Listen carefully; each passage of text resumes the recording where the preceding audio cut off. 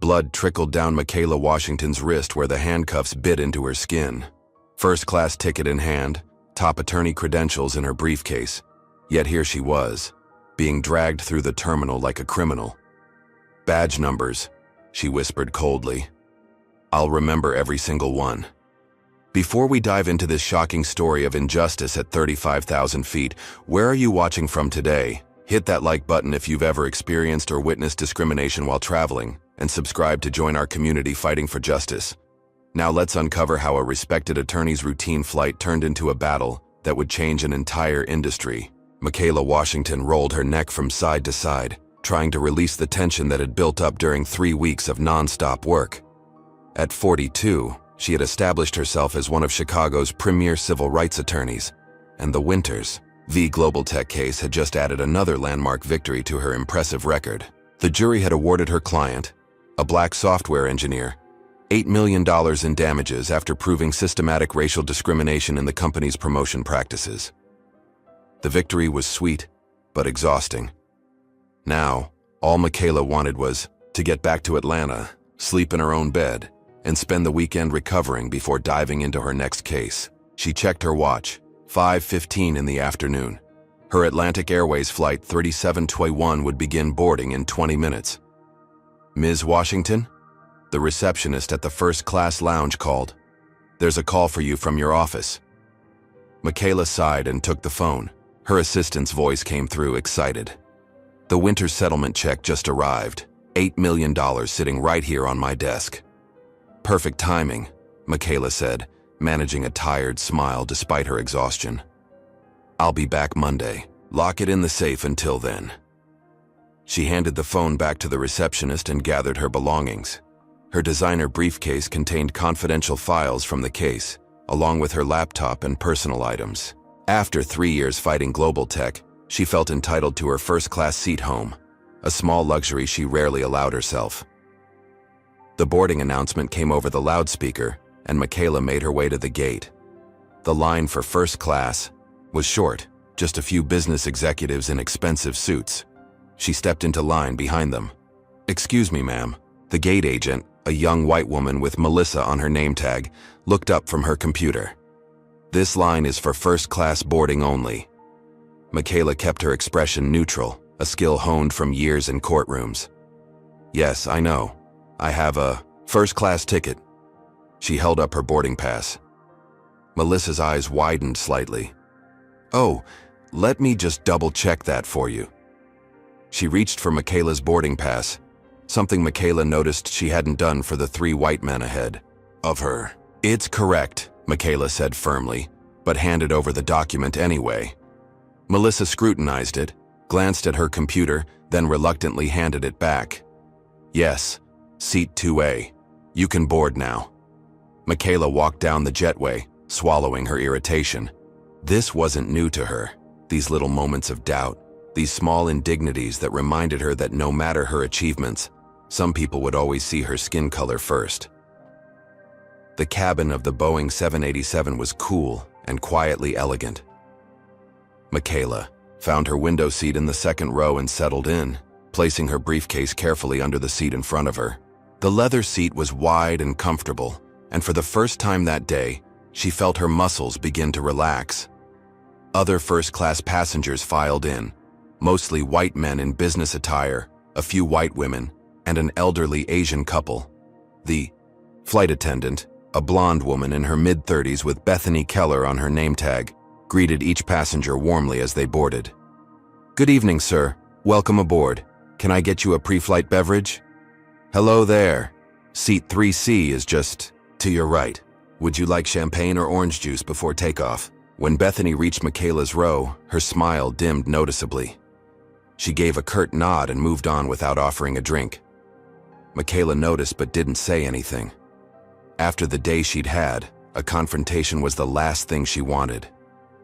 10 minutes later, Bethany returned with a tray of drinks, distributing them to the other first-class passengers. She walked past Michaela without acknowledging her.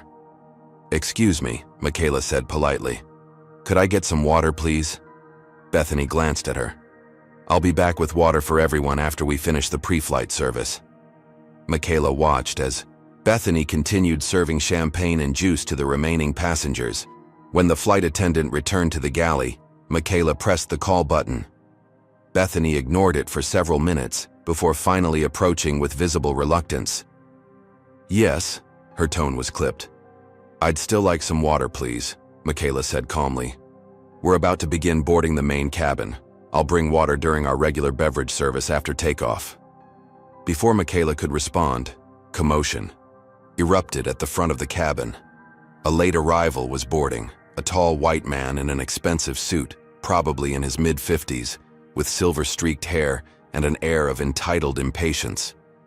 "Sorry I'm late," he announced to no one in particular. "Conference call ran long."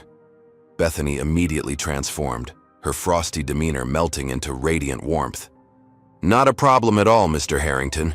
We're just happy you made it. Let me help you with your bag." The man, Mr. Harrington, proceeded down the aisle, stopping at Michaela's row. He checked his boarding pass, then frowned at her. "I believe you're in my seat," he said, not as a question, but as a statement of fact. Michaela looked up at him, then down at her own boarding pass. 2A? "No, this is definitely my assigned seat." Harrington's expression hardened. "I always sit in 2A. I'm a platinum executive member." "I understand, sir, but this is the seat I was assigned." Michaela held up her boarding pass as evidence. Instead of checking his own ticket, Harrington turned to Bethany, who had appeared at his side. "There seems to be a confusion about seating." Bethany didn't even glance at Michaela's boarding pass. "Let me take care of this for you, Mr. Harrington." She turned to Michaela. "Ma'am, there appears to be a mistake. Mr. Harrington is assigned to this seat." "No, there's no mistake," Michaela replied, maintaining her composure despite her growing frustration. "My boarding pass clearly says 2A, and that's what the gate agent confirmed." "Perhaps you misread it," Bethany suggested, her tone condescending. "Let me see your boarding pass." Michaela handed it over. Bethany looked at it, frowned slightly, then looked at Harrington's pass. A flash of uncertainty crossed her face. "Well," she said, "Mr. Harrington is one of our most valued customers. I'm sure we can find you another seat in first class." "That's not necessary," Michaela replied firmly. "I selected this seat specifically for the legroom, paid for it, and I'd like to keep it as assigned."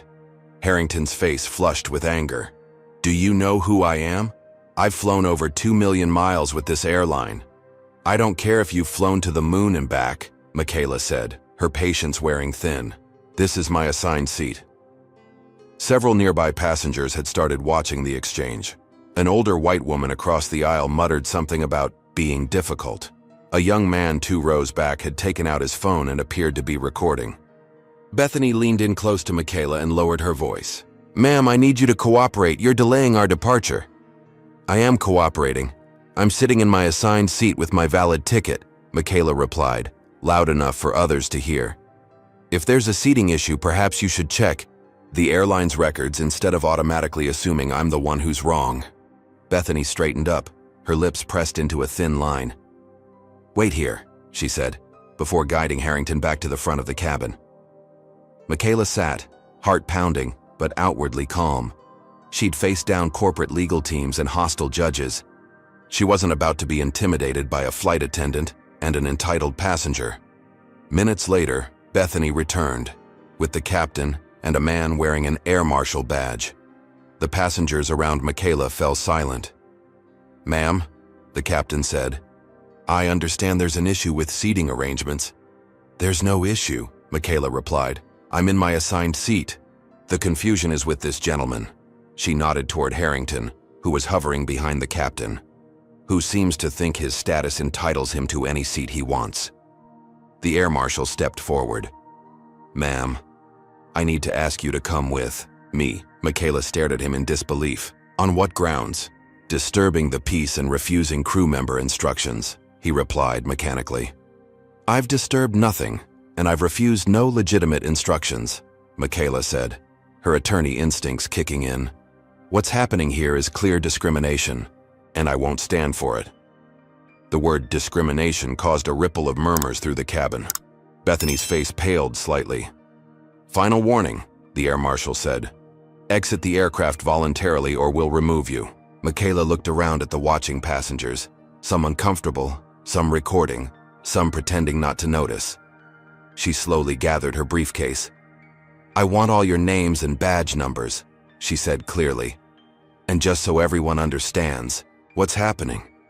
I'm a black woman being removed from my rightfully purchased first-class seat to accommodate a white man. In 2025, I will not let this stand. As she stood, Harrington was already sliding into her seat, a smug expression on his face. The last thing Michaela saw before being escorted off was Bethany leaning down to ask him if he wanted champagne. The jetway felt like a gauntlet as Michaela was marched back toward the terminal, the air marshal close behind her. At the gate, 2 more security personnel waited, broad-shouldered men with stern expressions and hands resting near their holsters.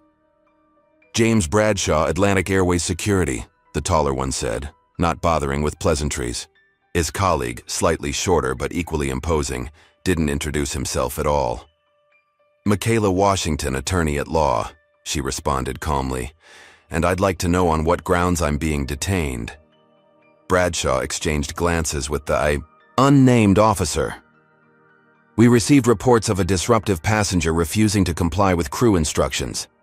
That's absolutely false, Michaela stated firmly. I was sitting in my assigned seat when another passenger demanded it. The flight attendant took his side without verification, and when I showed my boarding pass proving I was correct, they called security instead of resolving the situation properly. The second officer, whose name tag read Kevin Miller, stepped forward. Ma'am, we need you to come with us to the security office for questioning. Am I under arrest? Michaela asked, aware that several bystanders had stopped to watch. Not at this time, Miller replied. But if you don't cooperate, that could change quickly. Michaela noticed a young woman in the gathering crowd holding up a phone, recording the interaction. Good, she thought. Evidence. I'll cooperate, Michaela said, but I want it on record that I'm doing so under protest, and that this entire situation stems from racial discrimination by Atlantic Airways staff. Miller grabbed her upper arm roughly. This way. I can walk on my own, Michaela said, trying to pull away. His grip tightened. Protocol. They began moving through the terminal, Bradshaw in front, Miller maintaining his grip on Michaela's arm, and the air marshal following behind. The scene drew stares from travelers rushing to their gates. Michaela held her head high, even as humiliation burned through her. You're hurting me, she said quietly to Miller. Should have thought about that before causing trouble, he muttered back. As they approached a corridor marked Airport Security, another uniformed officer joined them, this one wearing an airport police badge. His name tag read, Daniel Reynolds. What's the situation? Reynolds asked Bradshaw. Disruptive passenger removed from Atlantic Airways 3721. Refused crew instructions, created a disturbance. Reynolds looked Michaela up and down, taking in her tailored suit and designer briefcase. His expression remained impassive. Cuff her. What? Michaela's composure finally cracked. That's completely unnecessary. Standard procedure for combative subjects, Reynolds stated flatly. I am not combative. I've been cooperative despite being wrongfully removed from my flight. Reynolds nodded to Miller, who pulled Michaela's hands behind her back. The metal handcuffs were cold against her skin and ratcheted too tight, digging into her wrists. These are too tight, she winced. They're supposed to be uncomfortable, Reynolds replied without sympathy. Discourages resistance. By now, Michaela was being paraded through the busiest part of the terminal, hands cuffed behind her back, escorted by 3 large men in uniform.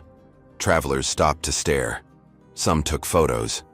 The humiliation was almost unbearable, but Michaela channeled it into determination. I want all your names and badge numbers, she said loudly enough for bystanders to hear. What you're doing is unlawful detention and excessive use of force. You can file a complaint later, Bradshaw dismissed her. Oh, I'll do much more than file a complaint, Michaela promised. I'm a civil rights attorney, and what's happening right now is textbook discrimination and abuse of power. That caught Reynolds' attention. He exchanged glances with the others, But they continued walking, guiding Michaela through a door marked "Authorized Personnel Only" and into a sterile hallway lined with numbered doors. They led her to a small room containing only a metal table bolted to the floor and 3 chairs. The walls were bare except for a security camera in the corner. They directed her to sit, but didn't remove the handcuffs. "The cuffs need to come off," Michaela insisted. "They're cutting into my skin." "When we've determined you're not a security threat," Reynolds replied. "A security threat? I'm a 5'4" attorney with a valid ticket who was removed from a flight because a white man wanted my seat. This is absurd." The door opened, and a woman in an Atlantic Airways uniform entered. Her name tag identified her as Sandra Coleman, Customer Relations Manager. Her practiced smile didn't reach her eyes. "Ms. Washington, I apologize for this unfortunate situation. There seems to have been a misunderstanding." "No," Michaela interrupted. "There was no misunderstanding. There was blatant discrimination by your flight attendant, who took the word of a white man over mine despite clear evidence that I was in my correct seat." Coleman's smile faltered. "These are serious allegations, Ms. Washington. I assure you that Atlantic Airways does not discriminate." "Save the corporate script," Michaela cut in.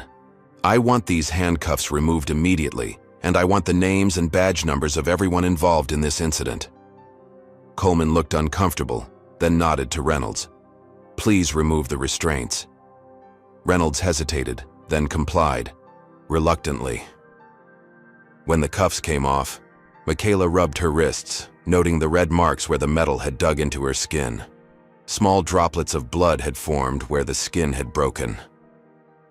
"I'll need medical attention for these injuries," Michaela stated, "and I want it documented." Coleman's professional facade cracked slightly. "Ms. Washington, I'm sure we can resolve this without escalating further.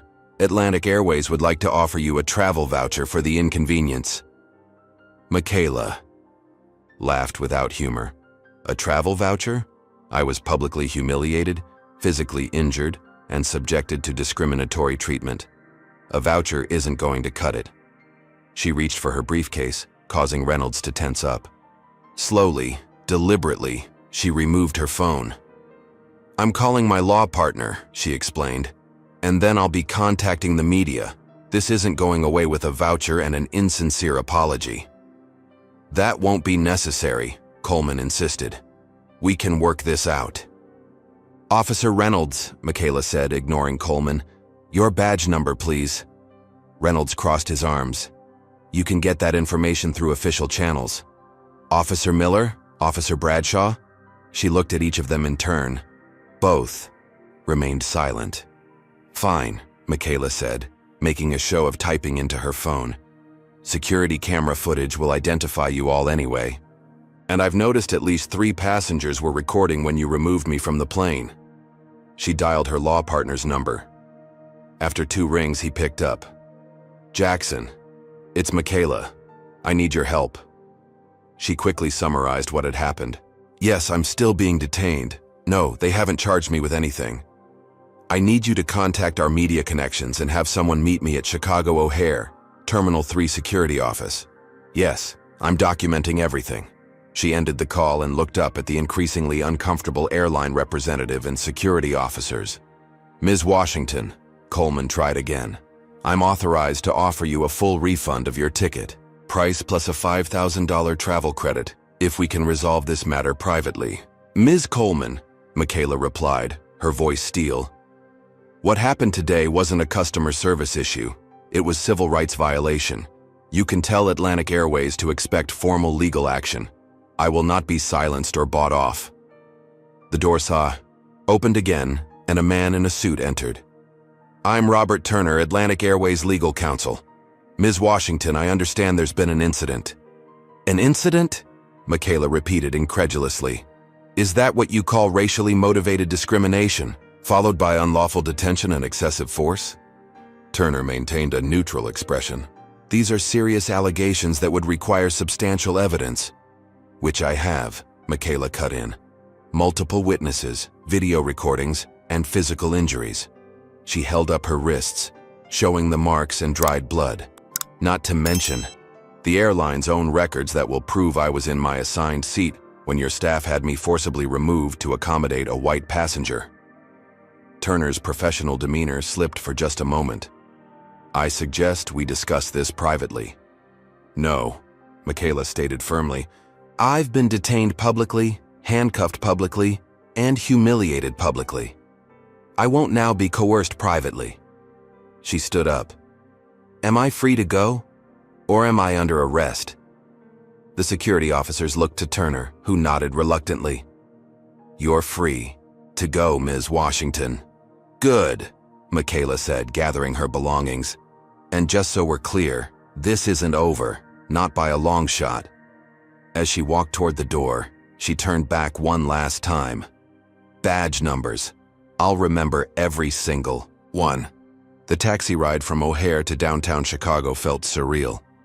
Michaela stared out the window at the city lights blurring through a light evening rain, her mind replaying the events on the plane in vivid detail. Her wrists throbbed where the handcuffs had cut into them. The emergency room doctor had cleaned and bandaged the abrasions, documenting them as consistent with overly tight restraints, providing Michaela with medical evidence for what she knew would become a legal battle. Her phone hadn't stopped buzzing with notifications since she'd been released from the security office. Jackson had mobilized their law firm's crisis team. 3 news outlets had already reached out for interviews. Social media was beginning to pick up fragments of the story, with shaky cell phone videos showing portions of her removal from the aircraft. The taxi pulled up to her hotel, not the one she'd originally booked for a single night before her flight, but a higher-end establishment arranged by Jackson for an extended stay. Atlantic Airways' actions had cost her more than dignity. They'd disrupted her entire schedule. Ms. Washington? The hotel manager greeted her personally in the lobby. Mr. Williams called ahead. We've prepared the executive suite for you and arranged for the hotel doctor to be available if needed. Thank you, Michaela replied. The professional courtesy, a stark contrast to her treatment hours earlier. In her suite, Michaela finally allowed herself a moment of vulnerability. She sank onto the edge of the bed, hands trembling slightly as the adrenaline that had sustained her began to ebb. Tears threatened, but she blinked them back. This wasn't the time for tears. This was the time for action. Her phone rang. Jackson again. I've got something you need to see, he said without preamble. Checking your email now. Michaela opened her laptop and found Jackson's message. Attached were 3 video files from different passengers on the flight. She clicked on the first. 1. The footage was shaky but clear enough. It showed her calmly explaining to Bethany that she was in her assigned seat. It captured Harrington's entitled demand and Bethany's immediate deference to him without checking his ticket. Most damning was the moment when Bethany finally looked at both boarding passes and realized Michaela was right. The brief flash of recognition on her face before she doubled down and called for security anyway. This is gold, Michaela murmured. Keep watching, Jackson instructed. The 3rd video is the one that's going to blow this wide open. The 3rd video had been taken from several rows back. It showed the air marshal and captain approaching, but what made it truly damning was what happened after Michaela was escorted off. The passenger had continued recording, capturing Bethany leaning down to Harrington with a conspiratorial smile. Sorry about the confusion, Mr. Harrington. We always want our board members to have their preferred seats. Board member. Trevor Harrington wasn't just a frequent flyer. He was on Atlantic Airways' board of directors. Did you catch that? Jackson asked. I did, Michaela confirmed, her legal mind already calculating how this changed things. This wasn't just discrimination by a flight attendant. This was corporate policy coming from the top. Exactly. And there's more. Check your texts. Michaela found a message from an unknown number. This isn't the first time. I have information.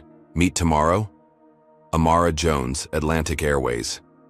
Who's Amara Jones? She asked Jackson. Flight attendant trainee. She was on your flight. Observing. Bethany. She reached out to me after seeing the news about what happened. Says she's witnessed systematic discrimination at the airline and wants to help. Michaela felt a surge of vindication. Set up the meeting. Somewhere private. Already done. Coffee shop 3 blocks from your hotel, 10 a.m. After ending the call with Jackson, Michaela opened her laptop again. The story was spreading faster than she'd anticipated. Justice at 35,000 feet was trending. People were sharing their own experiences with discrimination on Atlantic Airways flights. What had happened to her wasn't an isolated incident, it was part of a pattern. Her investigative instincts taking over, Michaela began searching for previous incidents involving Atlantic Airways and discrimination claims. Most had been settled quietly, with confidentiality agreements keeping details out of public view, but patterns emerged nonetheless. Black passengers removed from first class. Middle Eastern travelers subjected to random additional security checks. Latino customers having their identification questioned despite valid documentation. Do you recognize these injustices? Have you or someone you know experienced discrimination while traveling? Comment number 1 if you believe companies should be held accountable for racial bias. And number 2, if you think Michaela should pursue this case all the way to court. Don't forget to like and subscribe to follow this journey for justice. Now, as dawn breaks on a new day, will Michaela find an unexpected ally within the very company that wronged her? By morning, Michaela had compiled a preliminary case file. Atlantic Airways had a history of discrimination complaints dating back years, but had successfully kept them from becoming major public relations issues through quick, quiet settlements and aggressive legal tactics. At precisely 10 a.m., Michaela entered the coffee shop Jackson had arranged for the meeting with Amara Jones. She spotted a young black woman in the corner, nervously checking her phone. She couldn't have been more than 28, dressed in civilian clothes but with the perfect posture of someone trained in customer service. "Ms. Jones?" Michaela approached the table. "I'm Michaela Washington." Amara stood quickly, extending her hand. "Thank you for meeting me. I've been following what happened to you and I couldn't stay silent anymore." They ordered coffee, and once the server left, Amara leaned forward, speaking quietly. "I've been with Atlantic Airways for 11 months as a trainee. That day on your flight, I was shadowing Bethany Keller. She's been with the airline for 12 years and is considered one of their exemplary flight attendants." Amara's expression suggested she disagreed with that assessment. "What can you tell me about what happened?" Michaela asked. "Everything you experienced is part of Atlantic's unofficial executive courtesy policy. They train us to give special treatment to certain passengers, board members, major shareholders, politicians, celebrities. There's an actual list in the employee handbook. Trevor Harrington is number 8 on that list. And this special treatment includes displacing other passengers from their assigned seats." Amara nodded. "If necessary. Usually it's done before boarding, but sometimes..." She trailed off. "Sometimes they have to remove people who are already seated," Michaela finished. "Yes, but there's more." Amara pulled out her phone. "I've been documenting incidents for months. Bethany is particularly bad, but she's not the only one. There's a culture of discrimination that comes from the top down." She showed Michaela a series of notes detailing specific incidents.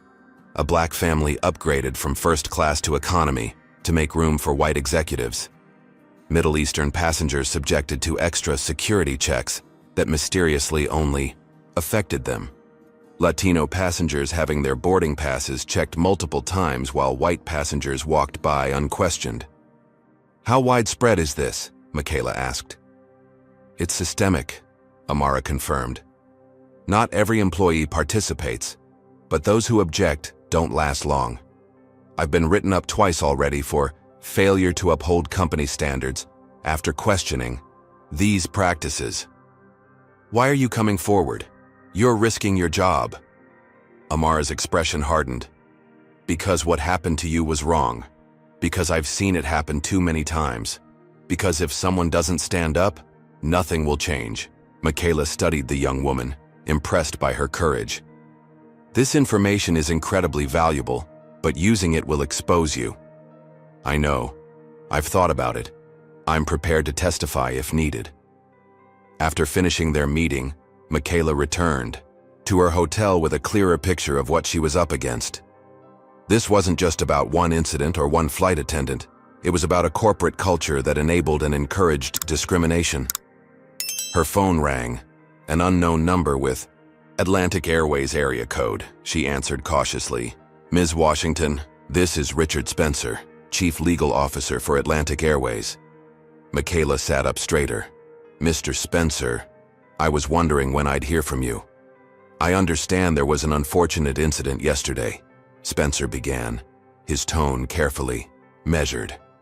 On behalf of Atlantic Airways, I want to express our sincere apologies and assure you that what happened doesn't reflect our company values. Strange, Michaela replied. Because I've spent the morning gathering evidence that suggests what happened to me perfectly reflects your company's values and practices. A pause. Ms. Washington, I'd strongly caution against making unfounded allegations that could be construed as defamatory. There's nothing unfounded about my allegations, Mr. Spencer. I have video evidence, witness statements, and documentation of a pattern of similar incidents involving your airline. I see. Spencer's tone chilled. Then perhaps we should discuss this matter through proper legal channels. If you're planning litigation, you should be aware that Atlantic Airways will defend itself vigorously against any unfounded claims. We have substantial resources and a track record of successfully resolving such matters. Is that a threat, Mr. Spencer? Merely a statement of fact. I would hate to see you damage your professional reputation pursuing a case you cannot win. Michaela felt a surge of determination. Thank you for your concern about my reputation, Mr. Spencer. But you should be more worried about Atlantic Airways' reputation once the full story becomes public. And make no mistake, it will become public. I'll have our team prepare a settlement offer, Spencer said, his tone clipped. I suggest you consider it carefully when it arrives. The call ended, and Michaela immediately dialed Jackson. They're already trying to intimidate me, she told him. Spencer just called with veiled threats about countersuits and damaged reputations. Jackson chuckled. That means they're worried. What's our next move? We go full steam ahead, Michaela decided. File the lawsuit, contact the Department of Transportation's Civil Rights Division, and prepare for a media statement. No confidentiality. Agreements. No quiet settlements. It's time Atlantic Airways faces real consequences. As she ended the call, Michaela looked out her hotel window at the Chicago skyline. What had started as a routine business trip had transformed into something much bigger. A fight not just for her own dignity, but for justice on behalf of countless others who had faced similar discrimination without the resources or platform to fight back. Spencer's threat only strengthened her resolve. Atlantic Airways had picked the wrong person to discriminate against. They were about to learn that some battles weren't worth the cost of fighting, especially against an opponent who knew the law as well as she did. The conference room at Williams & Washington law firm buzzed with activity. Associates huddled around laptops, paralegals sorted through document boxes, and in the center of it all, Michaela and Jackson strategized their approach against Atlantic Airways. We've identified 37 previous discrimination complaints against the airline in the past 5 years, announced Tara Chen, their head researcher. 22 were settled with confidentiality agreements, 9 were dismissed on technical grounds before discovery, and 6 are still pending. Any patterns in how they handle these cases? Michaela asked, reviewing the summary document. Definitely, Tara confirmed. They move aggressively for dismissal, and if that fails, they offer settlements with strict NDAs. They've never allowed a discrimination case to reach trial. Jackson nodded thoughtfully. They're protecting something bigger than individual incidents. Exactly, Michaela agreed. Based on what Amara told me, there's a systemic issue that could expose them to massive liability if fully revealed. The door opened and Leo Martinez, their media relations specialist, entered looking concerned. You need to see this. He turned on the conference room television, switching to a major news network. On screen, Edward Chamberlain, Atlantic Airways, 63-year-old CEO, stood at a podium in the company's headquarters. Atlantic Airways has always prided itself on providing exceptional service to all our passengers regardless of race, gender, religion, or background, Chamberlain stated, his silver hair and tailored suit projecting authority and trustworthiness. The incident involving Ms. Washington resulted from a seating misunderstanding that was handled inappropriately by staff who did not follow our established protocols. Those involved have been placed on administrative leave pending a full investigation. He's getting ahead of the story, Jackson muttered. Chamberlain continued. We have reached out to Ms. Washington to offer our sincere apologies and appropriate compensation for this regrettable incident. Atlantic Airways remains committed to creating an inclusive environment for all passengers and employees. What a performance, Michaela said as Leo muted the television. Notice he never actually denied discrimination occurred. And appropriate compensation? They haven't offered me anything beyond that insulting voucher. It's damage control, Jackson observed. The videos of your removal are going viral. They need to look responsive. Leo nodded. Social media is exploding. Justice at 35,000 feet has over 3 million mentions since yesterday. Several celebrities have shared your story. The court of public opinion is definitely on your side right now. Good, Michaela said. But public sentiment can shift quickly. We need to keep the pressure on while gathering more evidence. She turned to Jackson. What about our filing status? Complaint is ready, he confirmed. Civil rights violations, false imprisonment, assault and battery, intentional infliction of emotional distress. We can file today. Do it, Michaela decided. And schedule a press conference for tomorrow morning. Let's make sure everyone knows this isn't going away with a corporate non-apology. As the team dispersed to execute their tasks, Michaela's phone buzzed with a text from an unknown number. Be careful, they're coming after you. Amara. Michaela immediately called back, but the call went straight to voicemail. She tried, again with the same result. Minutes later, her phone rang. Jackson calling from his office down the hall. You should see this email that just came in, he said, forwarding it to her as they spoke. The message was from a tabloid reporter requesting comment on allegations that Michaela Washington was intoxicated and belligerent on Atlantic Airways Flight 3721 before being removed by security. What? Michaela exclaimed. That's completely fabricated. I know, Jackson replied grimly, but it's just the beginning. They're going to try to discredit you personally rather than address the actual incident. Who's their source for these lies? The email claims they have statements from multiple witnesses aboard the flight. Michaela thought back to the passengers around her, the older white woman who had muttered about her being difficult, the businessman who had studiously avoided eye contact during her removal. They're recruiting passengers to lie about what happened, she realized. Probably offering incentives, Jackson agreed.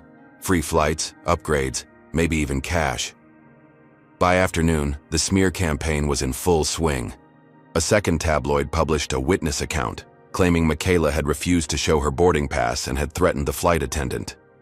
A third ran a story questioning her record as an attorney, highlighting the few cases she had lost, while minimizing her many victories.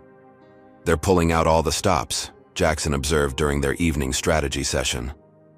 I've also had calls from 3 of our corporate clients expressing concerns about our case against Atlantic Airways. Pressure tactics, Michaela noted. They have board members connected to other major corporations. They're trying to hurt our business. It won't work, Jackson assured her. We've built this firm on integrity. Our clients know that, Michaela nodded gratefully, but her concern deepened when she returned to her hotel that evening. The doorman approached her with an uncomfortable expression. Ms. Washington, there was a man asking about you earlier, claiming to be from a delivery service, but he didn't have any packages and kept asking about your schedule.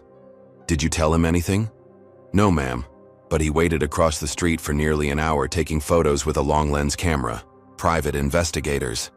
The airline was having her followed, looking for anything they could use against her. Inside her suite, Michaela drew the curtains and called Amara again. This time she answered. I'm sorry about the cryptic text, Amara said, her voice low. They fired me this morning. Claimed I violated company policy by discussing internal matters. I'm so sorry, Michaela said. We can include wrongful termination in our case against them. There's more, Amara continued. Before they escorted me out, I overheard Spencer and the HR director talking about containing the situation. They mentioned something called Operation Cleanup. Apparently, it's their protocol for handling discrimination claims that gain public attention. Do you know what this protocol involves? Not specifically, but from what I gathered, It includes discrediting the complainant, buying off witnesses, and leveraging business relationships to apply pressure. They seemed particularly worried about you because of your legal background. After ending the call, Michaela sat in contemplative silence. The airline's aggressive response confirmed what she already suspected. This wasn't just about one incident. They were protecting something bigger. Her phone rang again, another unknown number. Ms. Washington, my name is Marcus Johnson. I used to work in Atlantic Airways executive offices until last year. I think I have information you might find useful. What kind of information, Mr. Johnson? Documentation of their passenger profiling policies, internal memos about how to handle discrimination complaints, and emails from Chamberlain specifically directing staff to give preferential treatment to certain passengers at the expense of others. Michaela's pulse quickened. Why are you coming forward now? I saw what happened to you. It reminded me of why I left. I couldn't be part of a system that treats people that way. I tried reporting it internally, tried going to HR, even wrote to the board. Nothing changed. The board, including Trevor Harrington? Especially Harrington. He's one of the worst offenders, uses his position to harass flight attendants, and has had multiple minority passengers removed from seats near his. They arranged to meet the following day. As Michaela prepared for bed, her phone buzzed with a news alert. Atlantic Airways stock had dropped 8% following the viral videos of her removal. Good, she thought. Hit them where it hurts, their bottom line. Her satisfaction was short-lived. At 2 in the morning, her phone rang, the hotel's front desk. Ms. Washington, I'm very sorry to disturb you, but the police are here. Your room has been targeted by vandals. We've placed them in custody, but you should know your door has been spray-painted with racial slurs. Fully awake now, Michaela threw on clothes and went to her door. Even from the inside, she could smell the fresh paint. When she opened it, 2 police officers stood there, along with the night manager. The door's exterior was covered with vile racist epithets and threats in red spray paint. We caught them on security cameras, the manager explained, clearly distressed. 2 men. They're being processed at the precinct now. Do they have any connection to Atlantic Airways? Michaela asked. The officers exchanged glances. We can't comment on an ongoing investigation, one replied, but their IDs listed them as employees of a private security firm. Michaela took photos of the vandalism before hotel staff covered it. Back inside, she called Jackson despite the hour. They're escalating, she told him. This isn't just about discrediting me anymore. They're trying to frighten me into backing down. Jackson was silent for a moment. Michaela, this is getting dangerous. Maybe we should consider their settlement offer when it comes. Your safety has to be the priority. No, she replied firmly. That's exactly what they want. If we settle, nothing changes. The next person might not have the resources or platform I do. This has to stop. But after hanging up, alone in her hotel room with the smell of spray paint seeping under the door, Michaela felt a flicker of doubt. Was she putting herself at unnecessary risk? Would pursuing this case endanger others who came forward to help her? The faces of past clients flashed through her mind, people who had faced discrimination and found the courage to stand up against powerful interests. If she backed down now, what message would that send? No, she decided. Atlantic Airways had chosen this battlefield. They would soon discover they had severely underestimated their opponent. The morning news cycle brought a fresh wave of attacks against Michaela. A popular conservative talk show host questioned her motives, suggesting she had manufactured the incident for publicity. A business publication ran a profile examining her law firm's finances, implying they were pursuing the case out of financial desperation rather than principle. Most alarming was a segment on a major network featuring a woman claiming to be a former client of Michaela's, alleging she had mishandled a discrimination case and forced an unnecessary settlement. Jackson's team quickly confirmed the woman had never actually been Michaela's client. They're getting desperate, Jackson observed as they prepared for their press conference. Fabricating witnesses, inventing clients. These are dangerous tactics. that could backfire spectacularly. Only if we can prove they're behind it, Michaela pointed out. Right now, it all looks like independent reporting, even though we know it's orchestrated.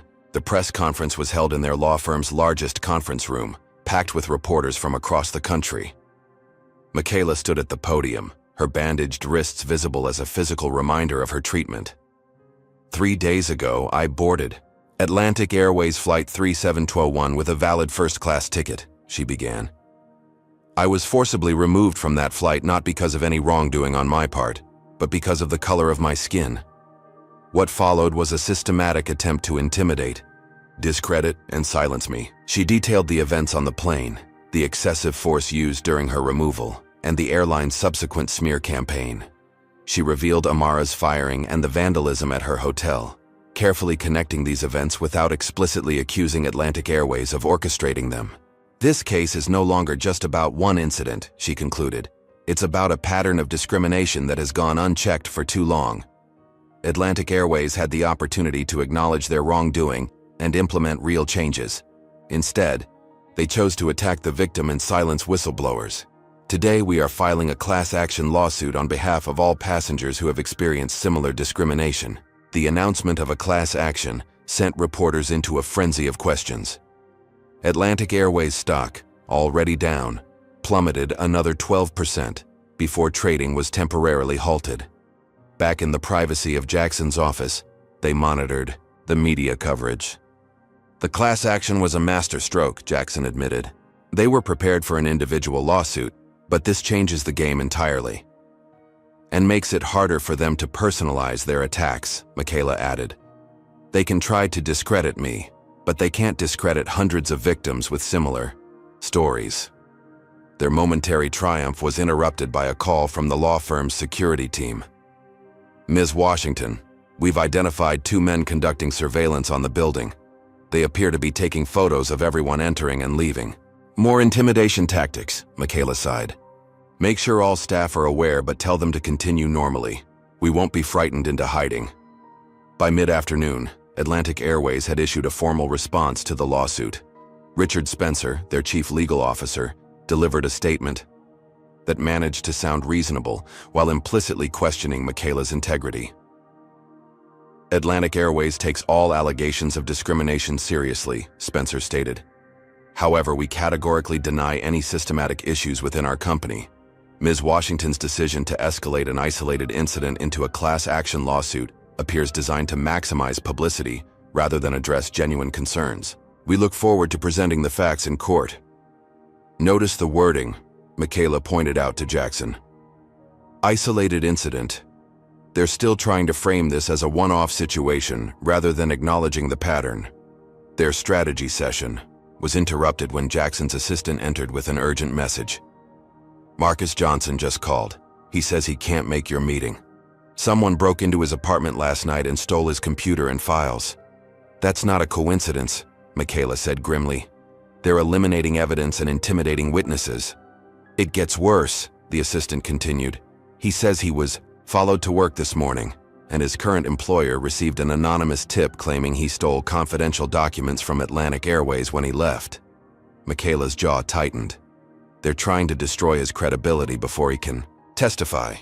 Get him in here today if possible. We need to secure his statement before they can silence him completely. The attacks continued throughout the day. 3 more corporate clients called to withdraw their business from the firm. A popular blog published leaked emails allegedly from Michaela discussing how to target airlines for lawsuits, emails she had never written. By evening, Michaela lied was trending on social media, promoted by accounts that investigation revealed were largely bots and newly created profiles. Exhausted, Michaela returned to her new hotel. She'd changed locations after the vandalism incident only to find a manila envelope had been slipped under her door. Inside was a printout of her daughter's college schedule, with her classroom building circled in red ink. There was no note, no threat, just the unmistakable message. We know where your family is. Her hands shaking, Michaela called her daughter immediately. Maya, are you okay? Mom? Yeah, I'm fine. What's wrong? I need you to go stay with your dad for a few days. Don't ask questions right now. Just pack a bag and call him to pick you up. "Mom, you're scaring me." "I'm sorry, sweetheart. It's just a precaution. I'll explain everything soon." After ensuring her daughter would be safe, Michaela called Jackson. "They're targeting my family now," she said, her voice tight with anger and fear. "This has gone too far." Jackson was silent for a moment. "Michaela, I think we need to consider our options here. The case is important, but not at the expense of your safety or your family's." "What are you suggesting? That we drop it? Accept whatever settlement they offer?" "Not necessarily. But maybe we negotiate from a position that prioritizes systemic changes over financial penalties. Focus on policy reforms, mandatory training, oversight mechanisms. And let them off the hook financially after everything they've done?" "Sometimes, the lasting victory isn't about money," Jackson said gently. "It's about creating real change." Michaela stared at the printout of her daughter's schedule, the red circles like targets. Maybe Jackson was right. Maybe pursuing this case to its fullest extent wasn't worth the potential cost. Her phone rang again, an unknown number. "Hello? Ms. Washington? This is Marcus Johnson. I'm at your law office. Your partner said to call you directly." "Mr. Johnson, I heard about what happened. Are you all right?" "I'm fine, but they got most of my documentation. Fortunately, I kept backups in a safety deposit box. I have copies of everything, including emails that directly implicate Chamberlain and Harrington in discriminatory practices." Michaela's resolve strengthened. "I'll be right there." At the office, Marcus Johnson presented his evidence, internal memos outlining Atlantic Airways' preferred passenger accommodation policy that specifically instructed staff to prioritize certain passengers, predominantly white, predominantly male, over others. Emails from Chamberlain dismissing discrimination complaints as oversensitivity. Training materials that included racial and ethnic profiling disguised as customer service optimization. Most damning was an email thread between Harrington and Chamberlain discussing the PR risks of their policies while acknowledging their effectiveness at maintaining the right passenger environment in premium cabins. "This is explosive," Jackson said, reviewing the documents. "With this evidence, we could win not just damages but potentially force a complete overhaul of their corporate leadership. That's why they're fighting so hard," Marcus explained. "It's not just about this one case. If these practices become public knowledge, the entire executive team could face removal by shareholders, not to mention potential criminal charges for civil rights violations." As they were talking, Jackson's assistant burst in. "You need to see this. It's all over the news." She turned on the television to show a press conference. Richard Spencer stood at a podium, looking grave. "Atlantic Airways has uncovered disturbing evidence that Ms. Washington's allegations are part of a coordinated attempt to damage our company's reputation for financial gain. We have obtained recordings of Ms. Washington discussing how to manufacture discrimination claims against airlines." The screen showed an audio waveform as a voice similar to Michaela's said, "These airlines are easy targets. Get on a flight, create a scene, claim discrimination, and they'll settle every time rather than risk the publicity." "That's not me," Michaela exclaimed. "That's completely fabricated." "We believe it's AI generated," Jackson said, listening carefully. "The cadence isn't quite right. We can prove it's fake with audio analysis." "But the damage is already done," Marcus pointed out. "People are hearing it right now and forming opinions." Michaela watched as her professional reputation, built over decades of dedicated work, was being systematically dismantled on national television through blatant lies. The anger she felt was unlike anything she'd experienced before. This wasn't just about her removal from the flight anymore. This was about corporate power being wielded as a weapon against truth itself. "Enough," she said quietly, her resolve hardening. "They want to play dirty. Fine. But they've forgotten something important." "What's that?" Jackson asked. "I've spent my career fighting against powerful interests who thought they were untouchable. I've faced corporations with deeper pockets and better connections than Atlantic Airways, and I'm still here." She turned to Marcus. "Thank you for bringing this evidence forward despite the personal risk. It won't be in vain. To Jackson, she said, "Call everyone back in. Tonight we prepare our full offensive. Tomorrow we show Atlantic Airways why they should have just apologized and fixed their policies when they had the chance." As the team reassembled, Michaela felt a renewed sense of purpose. The airline had made a critical miscalculation. By escalating, from discrimination to intimidation to outright fabrication, they had transformed what might have been a damaging but manageable lawsuit into an existential crisis of their own making.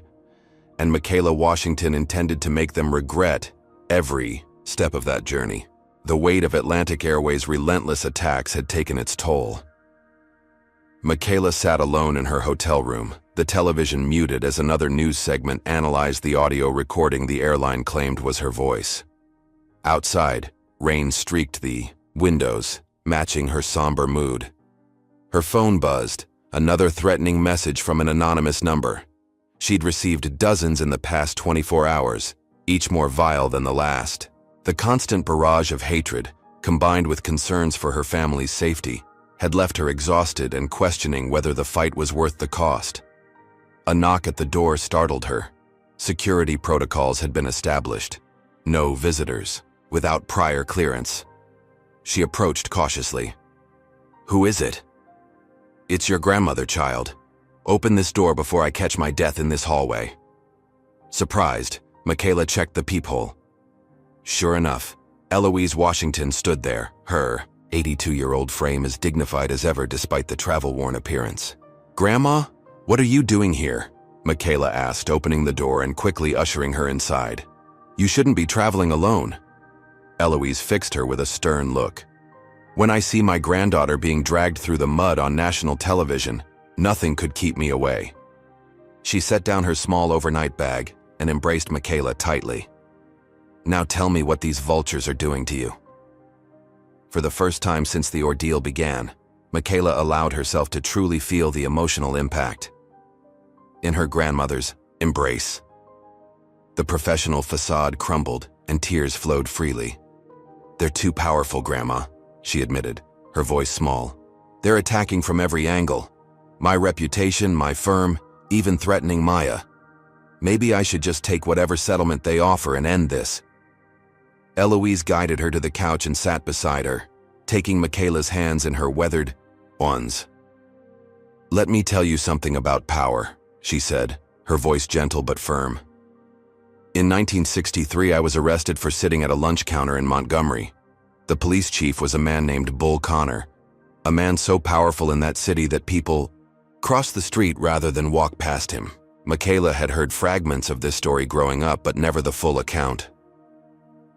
"They held me for 3 days," Eloise continued. "Threatened my job, my home, even my life. Told me all the ways they could make me and my family disappear if I didn't sign a statement saying I'd been treated fairly." Her eyes, still sharp despite her age, fixed on Michaela's. "You know what I did?" "What?" "I looked that police chief in the eye and told him I'd see him in court. He laughed at me, said no judge in Alabama would rule against him." A smile spread across Eloise's face. 6 months later, that same police chief was removed from office, and I was part of the reason why. How? Because power that depends on fear and intimidation is always more fragile than it appears.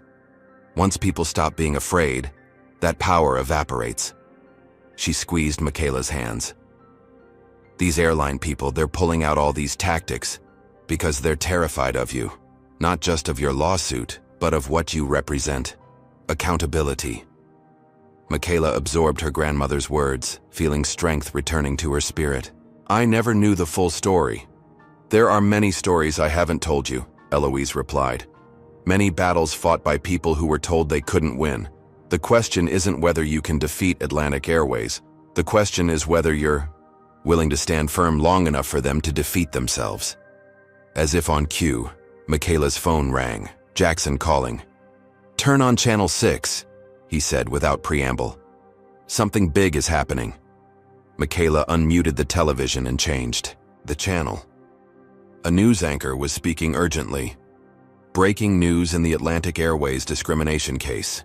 An anonymous source has just released what appear to be internal emails and documents from the airline, showing what the source describes as systematic racial profiling of passengers. We're still verifying these documents, but if authentic, they could dramatically change the trajectory of the lawsuit filed by attorney Michaela Washington. What's happening? Michaela asked Jackson. Did you release Marcus's documents? Not me, Jackson replied. Someone else has come forward. Multiple sources, actually. The documents are flooding social media and news outlets. It's like a dam. Broke. Another call beeped in. Amara Jones. I have to take this, Michaela told Jackson before switching lines. Amara? It's working, Amara said, her voice tense with excitement. After they fired me, I contacted other flight attendants who've witnessed discrimination. We've been gathering evidence for days. After seeing what they did to you with that fake audio recording, we decided it was time to release everything. Everything? What exactly did you have? Recordings of training sessions where we were instructed how to manage cabin demographics, internal memos about passenger profiling, emails from executives complaining about too much diversity in first class, text messages between Bethany and other senior flight attendants discussing how to remove passengers they deemed unsuitable from premium cabins. Michaela was stunned. You've been building this case in parallel to ours. We couldn't just stand by, Amara explained. There are good people at Atlantic Airways who've been forced to participate in discriminatory practices or risk their jobs. Many of us have documented these incidents for years, waiting for the right moment to expose them. The risk you're taking is worth it, Amara finished firmly. What they did to you was the last straw. It showed us exactly how far they're willing to go to protect their system. After ending the call, Michaela sat in silence, processing this unexpected development. Her grandmother patted her knee. See? You're not fighting alone, child. You never were. The news coverage continued throughout the evening as more airline employees came forward with their stories. Social media exploded with Atlantic Airways passengers sharing their own experiences of discrimination. Justice at 35,000 feet returned to trending status, now accompanied by Tusk Atlantic Airways exposed. By morning, the narrative had completely shifted. The same news outlets that had questioned Michaela's credibility the day before were now reporting on the mounting evidence of systematic discrimination at Atlantic Airways. The company's stock had plummeted another 20%, triggering automatic trading suspensions. Michaela's phone rang constantly, journalists seeking comments, potential class action participants sharing their stories, and finally, a call from Richard Spencer himself. Are you shocked by how quickly the tide turned? Has a corporation ever tried to silence you when you stood up for what's right? Comment number 1 if you believe in the power of collective action against discrimination, and number 2 if you've ever witnessed similar injustice on public transportation. Don't forget to like and subscribe to see how this story concludes. Now, with the evidence mounting against Atlantic Airways, will Michaela accept Richard Spencer's unexpected request for a private meeting? Ms. Washington, Spencer began, his voice noticeably lacking its previous confidence. I think it would be beneficial for both parties if we could meet to discuss resolution options. Resolution options? Michaela repeated. Yesterday you were accusing me of fabricating my claims for financial gain. What changed, Mr. Spencer? The situation has evolved, he replied carefully. We believe a private conversation might lead to a mutually acceptable outcome. There's nothing private about this situation anymore, Mr. Spencer. Your company's discriminatory practices are now public knowledge, which is precisely why we need to discuss terms before this escalates further, Spencer pressed. The CEO has authorized me to present a substantial settlement offer. Michaela considered her options. Meeting with Spencer could provide insights into the company's current state of panic, but it could also be another trap. I'll meet you, she decided, but not alone and not at your offices, a neutral location with my partner present. They agreed to meet at a conference room in the federal courthouse, neutral ground that sent a clear message about Michaela's willingness to proceed to trial if necessary. Before the meeting, Michaela gathered with her team to review the latest developments. Investigative journalist Damon Riley had published a comprehensive exposé on Atlantic Airways' discriminatory practices, based on documents provided by employees and passengers. The article had been picked up by major news outlets, amplifying its impact. The airline's board has called an emergency meeting, Jackson informed the group. Shareholders are demanding answers, and there are rumors of a potential leadership change. What about the fake audio recording? Michaela asked. Audio forensics experts have already identified it as AI-generated, a team member responded. 3 major networks have retracted their stories and issued apologies. The Atlantic Airways PR team is in full damage control mode. Armed with this, knowledge, Michaela entered the courthouse conference room where Richard Spencer waited, accompanied by 2 other executives she didn't recognize. Spencer looked like he hadn't slept in days, his usual polished appearance replaced by a haggard, desperate expression. Ms. Washington, thank you for coming, he began. This is Patricia Reynolds, our Chief Operations Officer, and Michael Grant, from our Board of Directors. Michaela and Jackson took seats across from them. I understand you have an offer to present, she said, getting straight to business. Spencer slid a document across the table. $20 million, with no admission of wrongdoing, in exchange for full confidentiality and dismissal of all claims. Michaela didn't even look at the paper. Not interested. Ms. Washington, this is a very generous offer. This isn't about money, Mr. Spencer, and you know it. This is about accountability for a system that has harmed countless individuals based on the color of their skin. Spencer's professional demeanor cracked slightly. What do you want then? 30 million? 50? I want the truth, Michaela stated simply. I want acknowledgement of what really happened on that plane and the system behind it.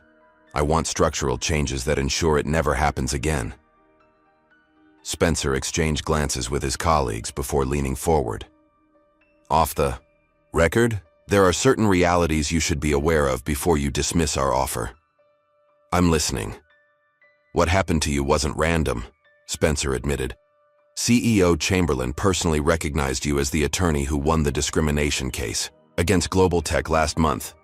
The CEO of Global Tech is Chamberlain's golf buddy and sits on an industry board with him. Michaela's eyes widened slightly. Are you saying I was specifically targeted? Chamberlain called the gate directly when he saw your name on the first-class manifest.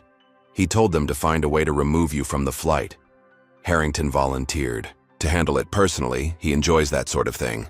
And you're admitting this why? Spencer looked genuinely troubled. Because what's happened since has gone far beyond anything I signed up for. The fake audio, the threats against your family.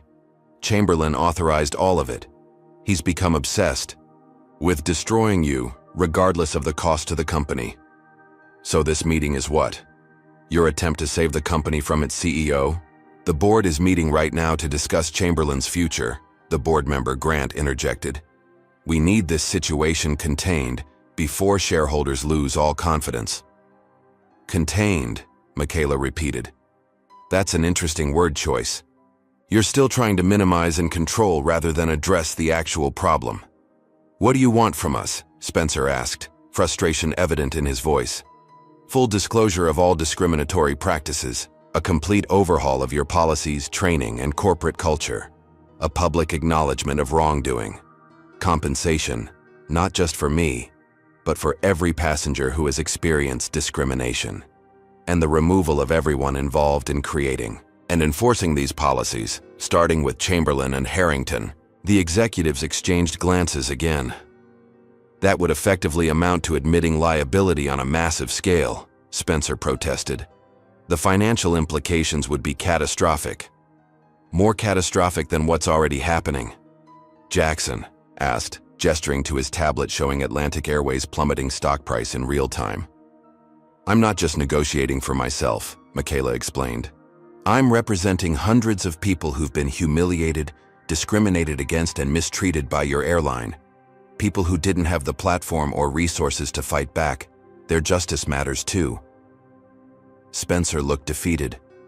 I'll convey your terms to the board, but I should warn you, Chamberlain won't go down without a fight.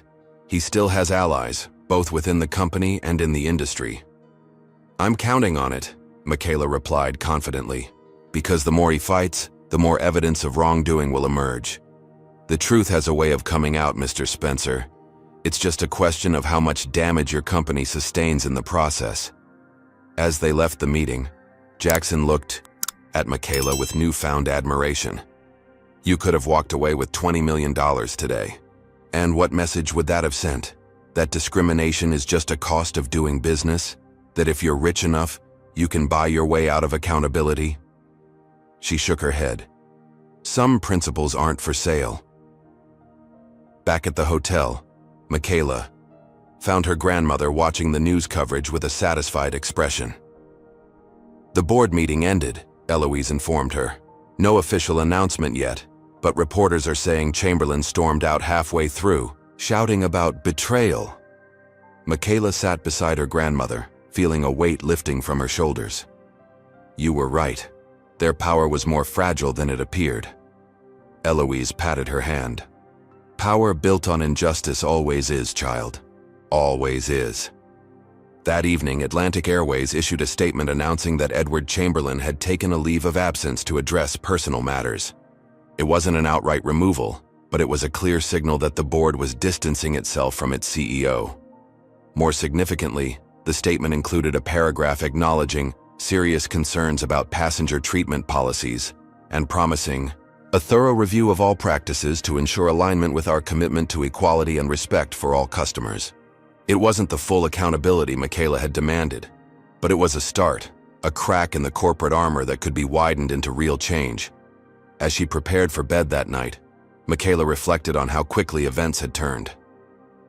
Just 24 hours earlier, she had been ready to concede defeat, overwhelmed by the airline's aggressive tactics. Now the pathway to justice had been reopened by the courage of people like Amara and Marcus, people who had risked their livelihoods to stand up for what was right. Her grandmother's words echoed in her mind, "You're not fighting alone." And, indeed, she wasn't.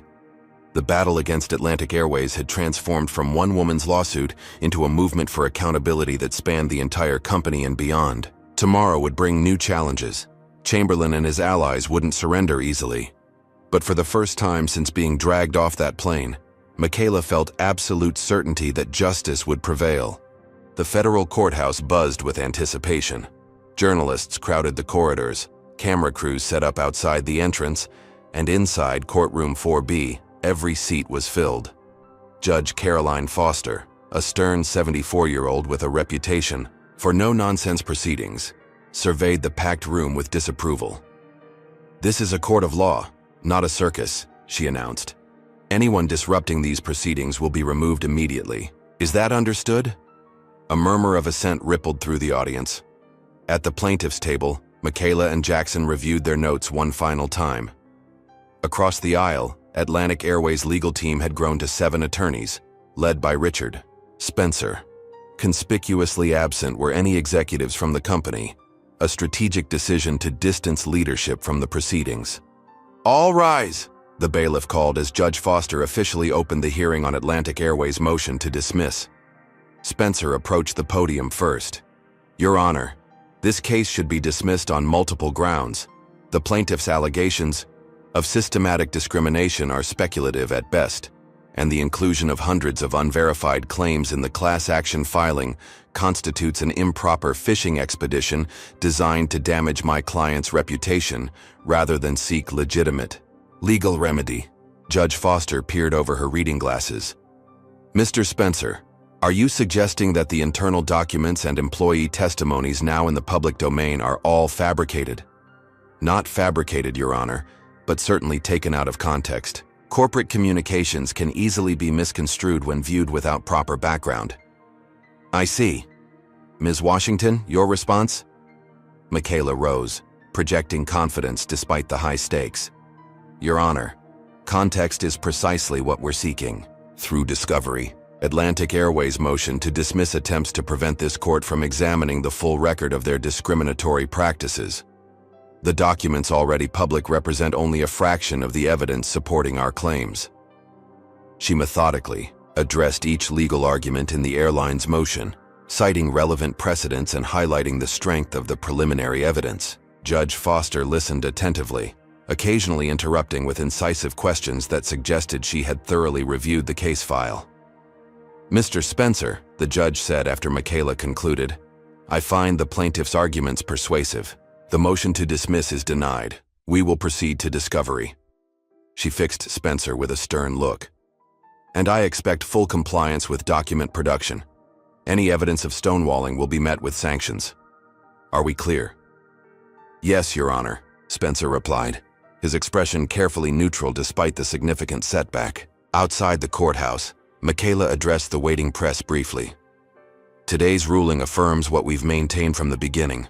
This case has merit and deserves to be heard. We look forward to the discovery process revealing the full extent of Atlantic Airways' discriminatory practices." Back at their temporary headquarters, the legal team celebrated the victory, but Michaela remained focused on the challenges ahead. "The real battle is just beginning," she cautioned. "They'll fight discovery every step of the way, claiming everything from executive privilege to trade secrets to protect their internal communications." "We've anticipated that," Jackson assured her. "Our discovery requests are specific enough to withstand objections but broad enough to capture everything we need." Their strategy session was interrupted when Michaela's phone rang, an unlisted number. "Ms. Washington, this is Richard Spencer. I need to meet with you privately." Michaela put the call on speaker so Jackson could hear. "After today's hearing? I'm surprised you want to talk. This isn't about the case, at least not directly." Spencer's voice sounded strained. "It's about information you should have. Information I can no longer keep to myself in good conscience." Michaela and Jackson exchanged skeptical glances. "Why should I trust this isn't another setup?" "Because I'm putting my career on the line by contacting you," Spencer replied. "Just 1 hour, a public place of your choosing. Come with security if you want." After ending the call, Jackson voiced his concerns. "It's probably a trap, another attempt to discredit you somehow." "Possibly," Michaela agreed, but Spencer sounded genuinely troubled. "Something's changed. If you go, you shouldn't go alone." "I won't. But I think we need to hear what he has to say." They arranged to meet Spencer at a busy restaurant in downtown Chicago, with private security stationed nearby, and a paralegal at an adjacent table recording everything. Spencer arrived alone, looking considerably more disheveled than his courthouse appearance earlier that day. "Thank you for coming," he said, sliding into the booth across from Michaela and Jackson. "Let's skip the pleasantries," Michaela replied. "What information is suddenly worth risking your career?" Spencer glanced around nervously before speaking in a low voice. "The board voted to remove Chamberlain as CEO this morning. He refused to accept their decision and had to be escorted from the building." "That's already all over the business news," Jackson noted. "Hardly seems worth a clandestine meeting." "What isn't public knowledge is what happened afterward," Spencer continued. "Chamberlain went directly to a private board meeting with our 5 largest shareholders. He convinced them that with enough legal maneuvering and strategic pressure, the company could still win this case and protect its reputation." "And they believed him?" Michaela asked incredulously. 3 of the 5 did. They've given him effective control through their proxy votes, allowing him to continue directing our legal strategy from behind the scenes, despite his removal as CEO. Spencer looked genuinely distressed. "That's when I realized this has gone beyond legal ethics into potentially criminal territory." "What do you mean?" Spencer reached into his briefcase and removed a sealed envelope. "This contains emails and internal memos documenting not just the discriminatory practices you're already aware of, but specific directives targeting you personally after you filed your lawsuit. Authorization for surveillance, character assassination, witness intimidation, all approved by Chamberlain and executed by a private security firm on retainer with the airline." Michaela stared at the envelope, hesitant to touch it. "Why are you giving us this?" "Because I became a lawyer to uphold the law, not subvert it." Spencer's professional facade crumbled, revealing what appeared to be genuine remorse. "I've compromised my ethics repeatedly in service to this company, justifying each step as zealous representation.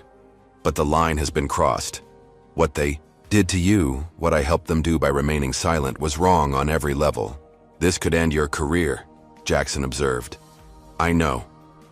Spencer pushed the envelope across the table. But continuing to participate in this cover-up would destroy whatever is left of my professional integrity. Michaela finally took the envelope. What does Chamberlain want now? What's his endgame? Total vindication. He's convinced himself that you're part of a conspiracy to destroy the airline. In his mind, anything is justified to defeat you, including methods that are clearly illegal. And you're willing to testify to all this? Spencer nodded reluctantly. If necessary. I'd prefer to avoid it for obvious reasons, but yes. Everything in that envelope can be authenticated, and I can confirm its provenance under oath if required. After Spencer left, Michaela and Jackson immediately returned to their office to review the documents with their team. What they found exceeded even their worst suspicions. Detailed reports from private investigators who had followed not just Michaela but her daughter, her parents, and even Jackson's family. Dossiers on potential witnesses containing personal information that could only have been obtained through illegal means. Strategies for creating and disseminating false narratives, including the AI-generated audio recording. Most disturbing was an email from Chamberlain explicitly authorizing whatever means necessary to ensure Michaela would regret ever challenging Atlantic Airways. This is beyond discrimination, Jackson said grimly. This is criminal conspiracy, witness tampering, invasion of privacy, and potentially even terroristic threatening. And it all leads directly to Chamberlain, Michaela noted. Spencer's right. This crosses every ethical and legal line. The question is how to use it, Jackson mused. If we submit it as evidence, Spencer's career is effectively over. He knew that when he gave it to us, Michaela replied. The bigger question is whether to involve law enforcement. These documents detail multiple federal crimes. Their deliberation was interrupted when one of their associates burst in. You need to see this. Chamberlain just called a press conference. On the television, Edward Chamberlain stood before a podium emblazoned with the Atlantic Airways logo. Despite his official removal as CEO, he projected absolute confidence. Recent events have painted our company in a false light, he began. Let me be perfectly clear. Atlantic Airways has never engaged in discriminatory practices of any kind. What we're witnessing is an orchestrated attempt to damage our reputation for financial gain. He continued, his voice growing increasingly strident. The lawsuit filed by Michaela Washington is without merit, based on a deliberately manufactured incident. We have evidence, which will be presented in court at the appropriate time, proving that Ms. Washington planned this entire scenario to extort money from our company. He's completely detached from reality, Jackson murmured. Chamberlain wasn't finished. I remain committed to protecting this airline's legacy and reputation. While I have stepped back from day-to-day operations, I continue to advise the board on strategic matters, including our response to these baseless allegations. We will not be intimidated, we will not settle, and we will ultimately be vindicated. As the press conference concluded, Michaela made her decision. We're taking these documents to the FBI tomorrow morning. This isn't just about our lawsuit anymore. Chamberlain has become dangerous. Agreed, Jackson said, but we should also prepare a supplemental filing for Judge Foster. These documents fundamentally change our case. The next morning, Michaela and Jackson met with FBI agents, turning over Spencer's documents and providing detailed statements about the harassment campaign against them. By afternoon, news had broken that federal agents were executing search warrants at Atlantic Airways headquarters and at the offices of the private security firm mentioned in the documents. Simultaneously, they filed an emergency motion with Judge Foster, submitting redacted versions of key documents and requesting an immediate case management conference in light of new evidence of witness tampering and obstruction of justice related to this proceeding. Judge Foster granted the request, scheduling a hearing for the following morning. When Michaela entered the courtroom, she immediately noticed the absence of Richard Spencer from the defense table. Instead, a new lead counsel represented Atlantic Airways, flanked by an entirely different legal team. "Where is Mr. Spencer?" Judge Foster inquired. "Mr. Spencer is no longer with the firm, Your Honor," the new attorney explained. Atlantic Airways has retained new counsel to handle this matter going forward. I see. The judge's expression revealed nothing. And am I to understand this change in representation coincides with the FBI investigation reported in this morning's news? I am not at liberty to comment on any ongoing investigations, Your Honor. Judge Foster studied the new attorney for a moment before turning to Michaela. Ms. Washington, I've reviewed your emergency motion and the accompanying documents. These are extremely serious allegations. Yes, Your Honor. We believe the evidence demonstrates a coordinated effort to obstruct justice, intimidate witnesses, and manufacture false evidence against my client. I agree, Judge Foster stated firmly. These documents suggest misconduct far beyond the original claims in your lawsuit. She turned back to Atlantic Airways' new counsel. Counselor, I am ordering an immediate halt to all internal document destruction at your client's organization. Any evidence that relevant materials have been destroyed after this order will result in the most severe sanctions available to this court. The hearing continued with Judge Foster outlining an accelerated discovery schedule and appointing a special master to oversee the process, extraordinary measures that reflected the seriousness with which she viewed the new evidence.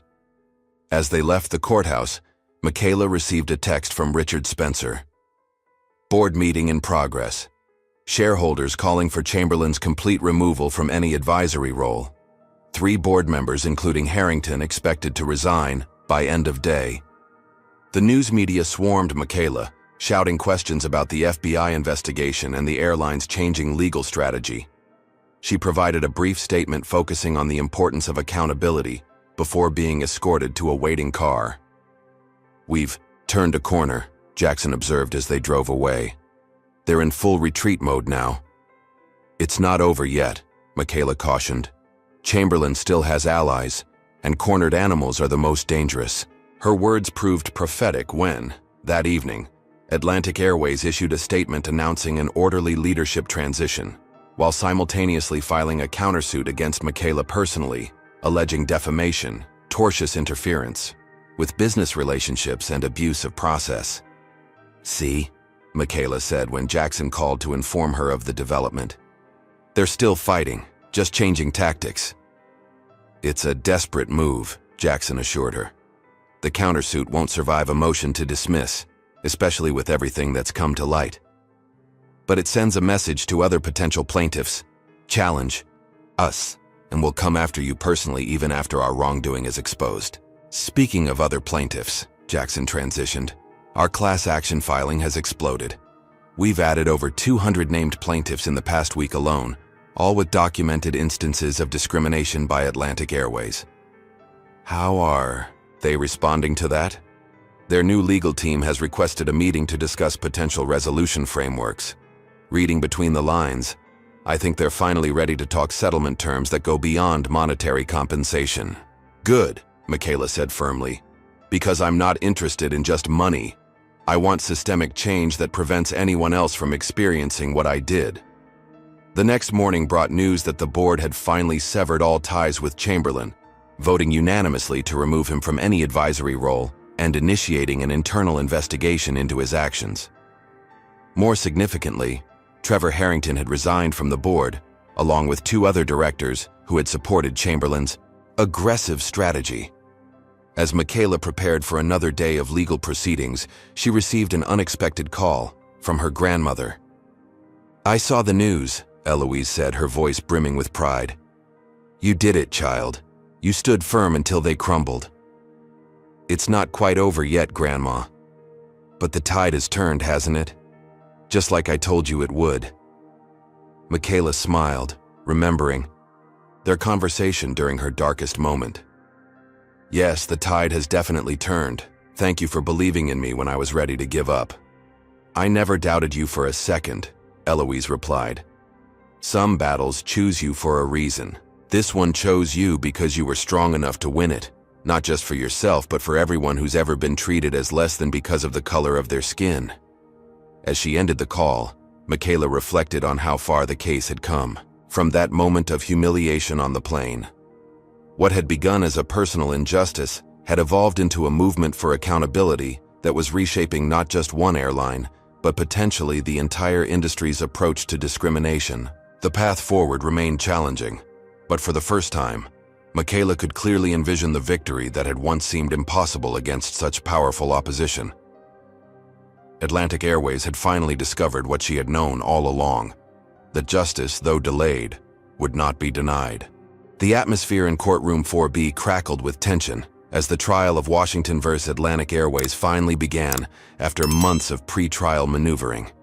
Every seat was filled, with spectators lined against the walls, and a lottery system implemented for public access due to overwhelming interest. Media outlets from around the world had sent correspondence, recognizing the case's significance beyond a simple lawsuit. Judge Foster entered, and the packed courtroom rose. "Be seated," she instructed before addressing the jury. "Ladies and gentlemen, you have been selected to hear an extremely important case. Your duty is to determine the facts solely from the evidence presented in this courtroom. You must set aside any personal biases or preconceived notions about the issues involved."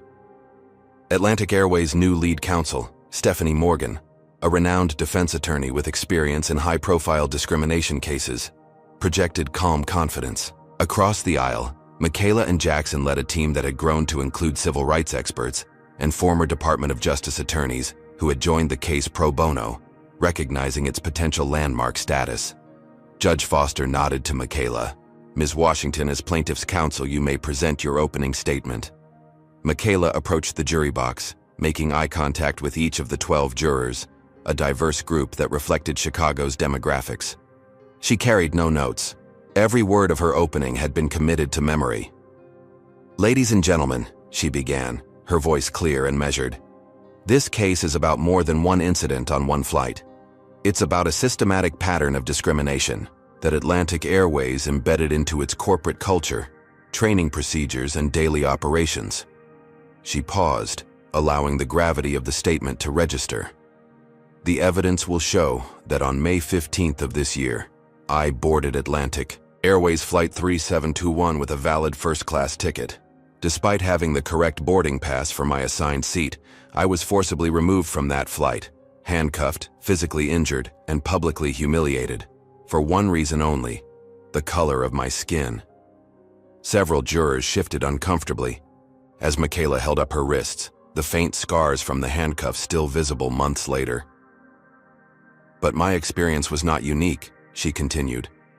"The evidence will show that Atlantic Airways implemented what they called passenger management protocols that specifically targeted minority travelers, particularly in premium cabins. You will hear testimony from former employees who were trained to find pretexts for removing passengers who didn't fit the airline's preferred demographic profile." For the next 40 minutes, Michaela outlined the evidence they would present: internal documents, witness testimony, statistical analyses demonstrating patterns of discriminatory treatment, and the airline's subsequent attempt to cover up these practices through intimidation and manufactured evidence. "Most disturbing of all," she concluded, her voice now resonating with controlled emotion, "when these practices were exposed, Atlantic Airways leadership didn't apologize or commit to change. Instead, they launched a campaign of harassment, surveillance, and character assassination against me and others who dared to speak out." She looked directly at the jury, her expression resolute. "By the end of this trial, you will understand that what happened to me on that plane wasn't a misunderstanding or an isolated incident. It was the inevitable result of institutional policies designed to discriminate. And you will have the opportunity to send a message that such discrimination has no place in our society. Not at 35,000 feet, not anywhere." As Michaela returned to her seat, the impact of her words was palpable. Several jurors appeared visibly moved, including an older white woman who discreetly wiped away a tear. Stephanie Morgan's opening statement for the defense acknowledged regrettable mistakes in customer service but denied any systematic discrimination.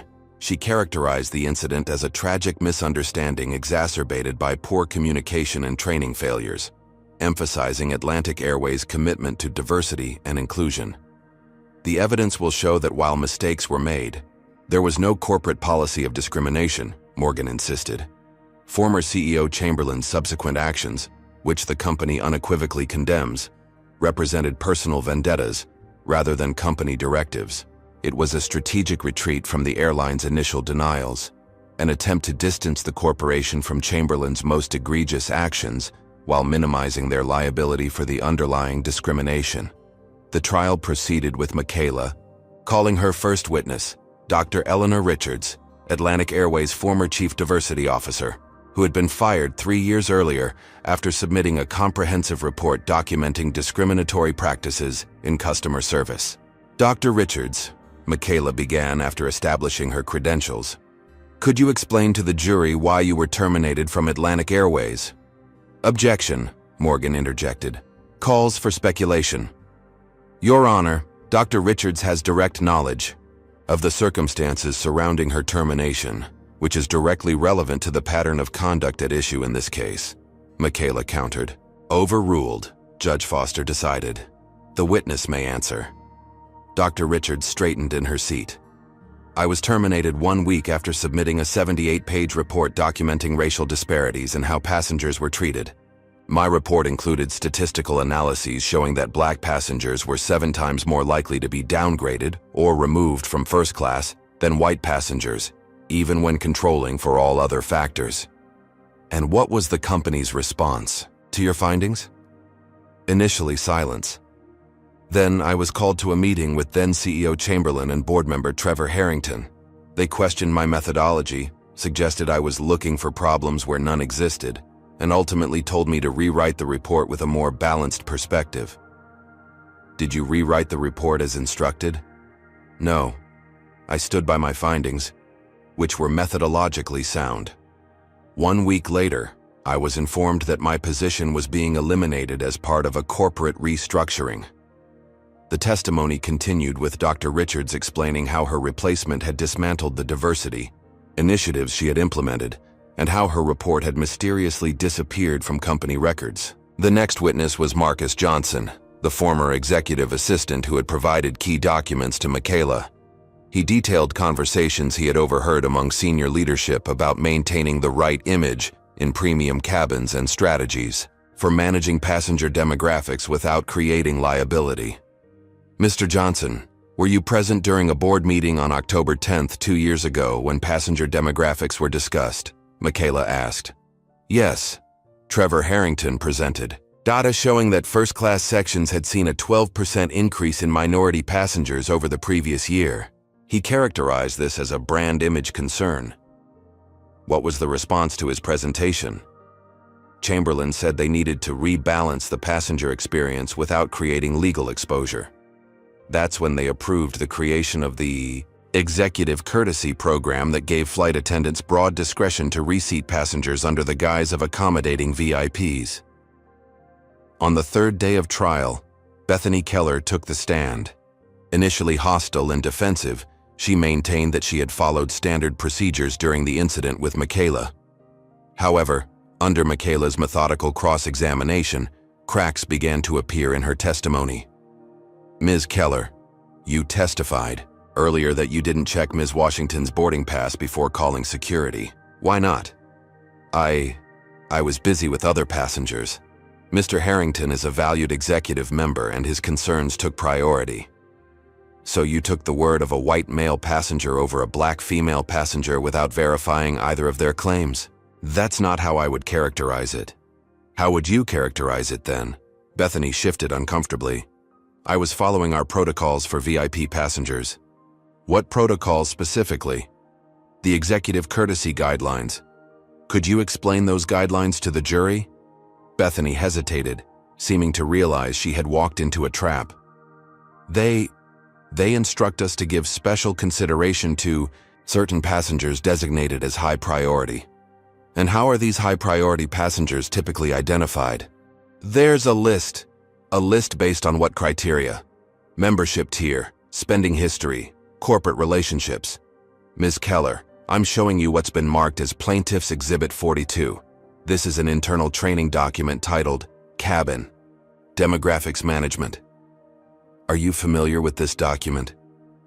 Bethany paled visibly as she recognized the document. Yes. Could you read the highlighted section on page 3 for the jury? With reluctance, Bethany read, First-class cabin. Atmosphere should reflect Atlantic's premium brand identity.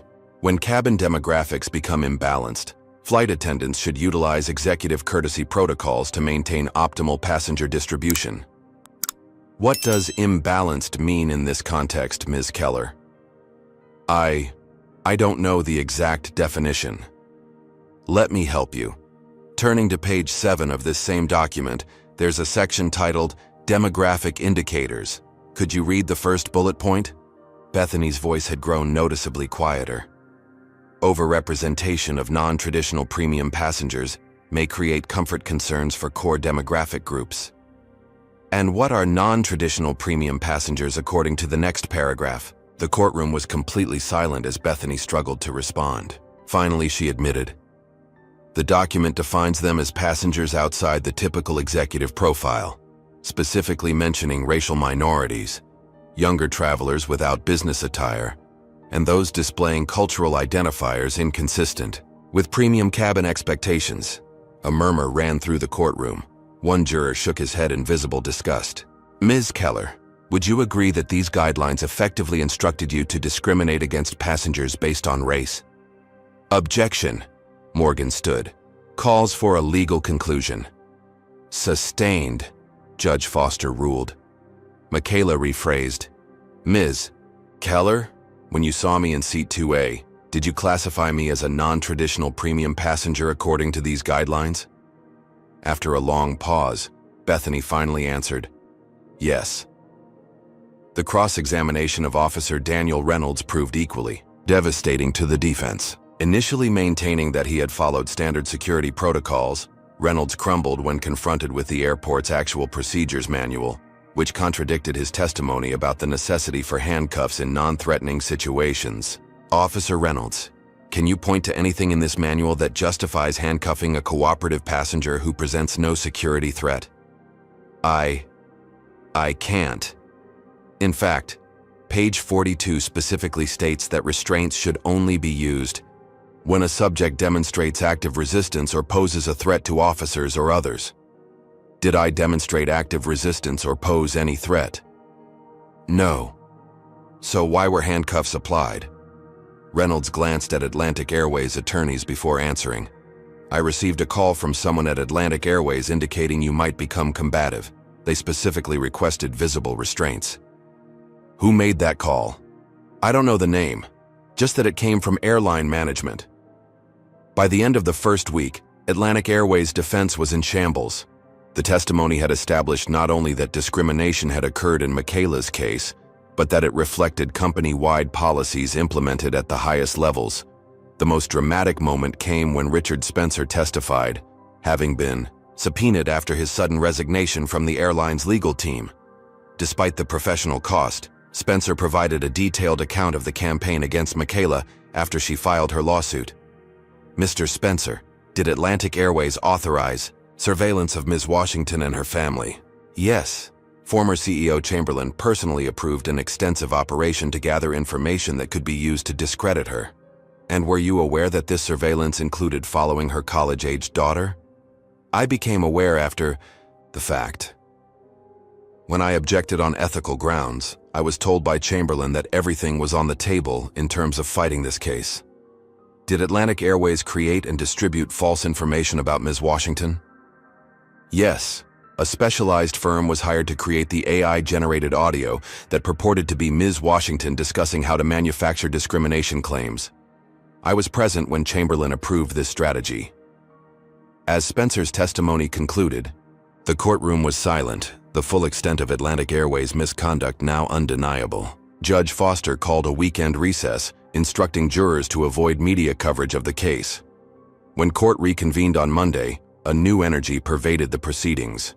Rumors circulated that settlement discussions had occurred over the weekend, but had broken down when Atlantic Airways board rejected Michaela's demands for structural changes to their policies. The final piece of devastating evidence came in the form of surveillance footage from the Atlantic Airways executive lounge at O'Hare.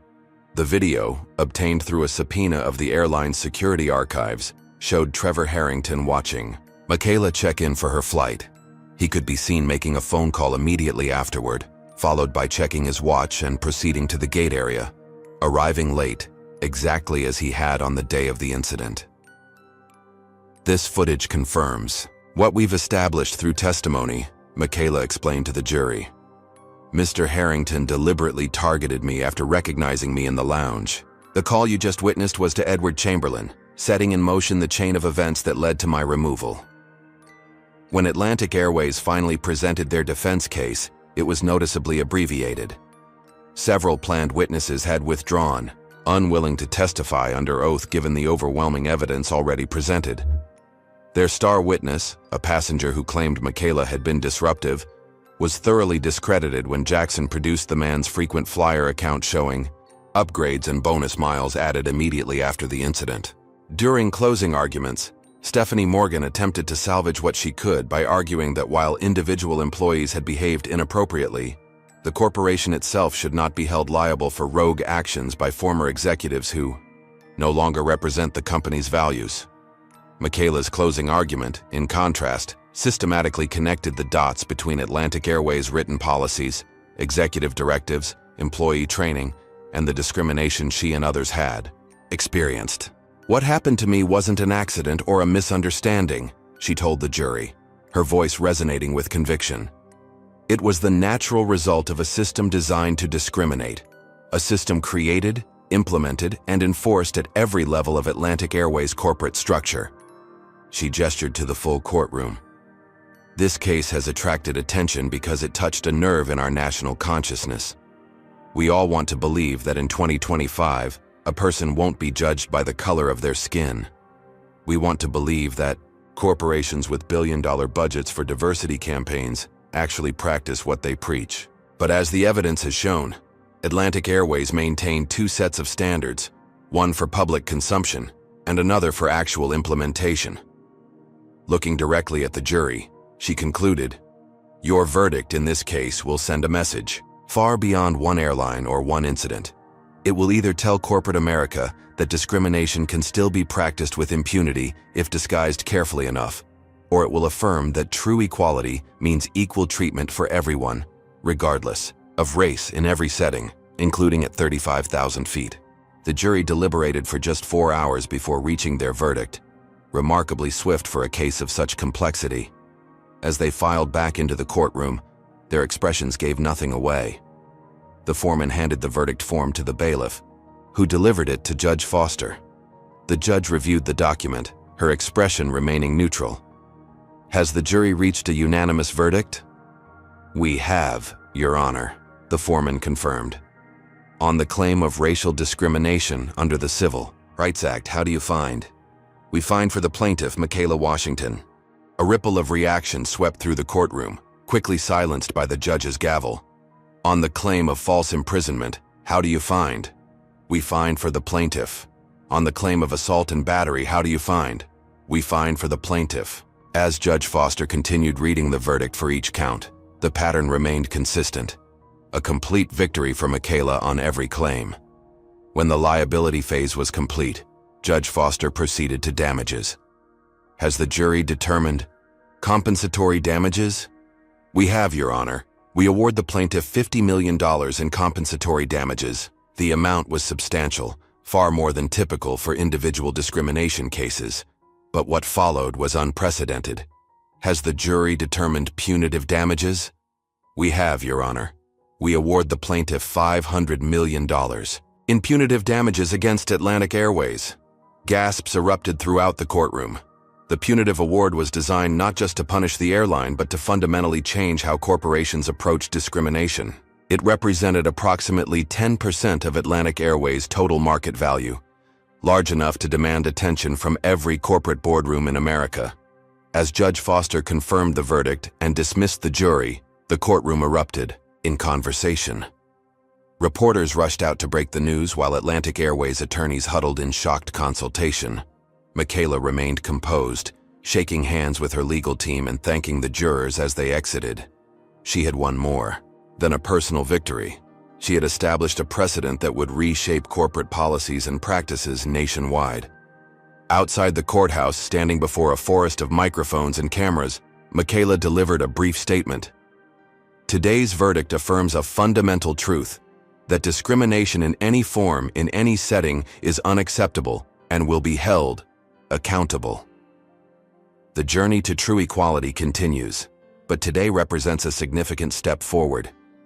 I thank the jury for their courage and clarity in sending an unmistakable message that justice cannot be denied, no matter how powerful the opposition.